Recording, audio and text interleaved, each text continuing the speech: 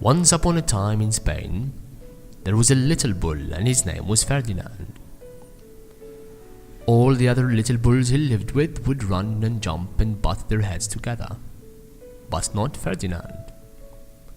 He liked to sit just quietly and smell the flowers. He had a favorite spot out in the pasture under a cork tree. It was his favorite tree and he would sit in its shade all day and smell the flowers. Sometimes his mother, who was a cow, would worry about him. She was afraid he would be lonesome all by himself. "Why don't you go and run and play with the other little bulls and skip and butt your head?" she would say. But Ferdinand would shake his head. "I like it better here where I can sit just quietly and smell the flowers."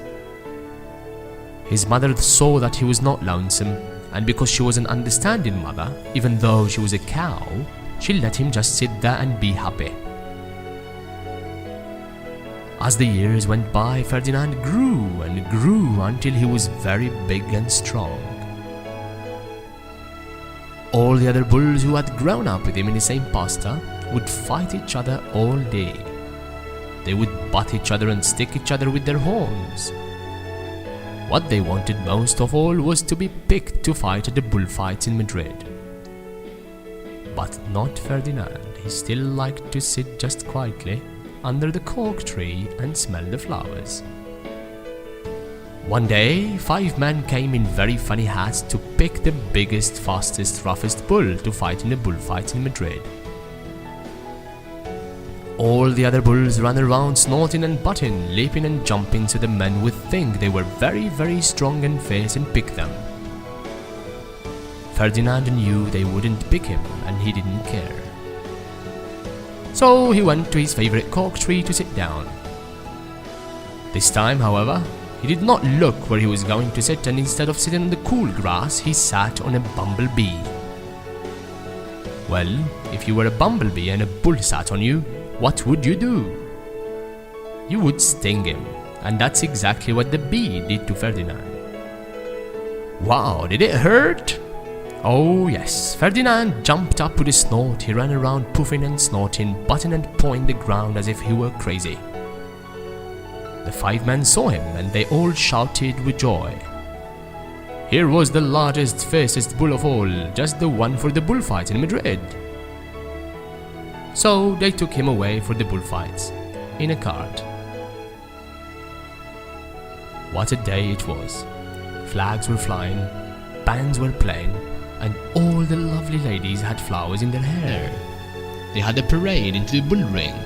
First came the bandoleros with long sharp pins with ribbons on them to stick in the bull and make him mad.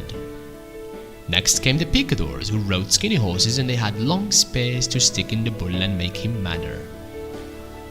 Then came the matador, the proudest of all. He thought he was very handsome. He bowed to the ladies. He had a red cape and sword and was supposed to stick the bull last of all. Then came the bull, and you know who that was, don't you? Ferdinand. They called him Ferdinand the Fierce, and all of the bandoleros were afraid of him, and the picadors were also afraid of him, and the matador was scared stiff.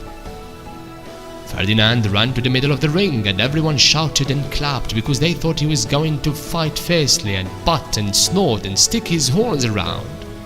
But not Ferdinand. When he got to the middle of the ring and he saw the flowers in all the ladies' hair, and he just sat down quietly and smelled. He wouldn't fight and be fierce no matter what they did. He just sat down and smelled. And the bandoleros were mad and the picadors were also mad, and the matador was so mad and angry that he cried, because he couldn't show off his cape and sword, so that they had to take him back home. Ferdinand was very happy, and for all I know now, he's just sitting there under his cork tree in the shade, smelling the flowers. He's very happy.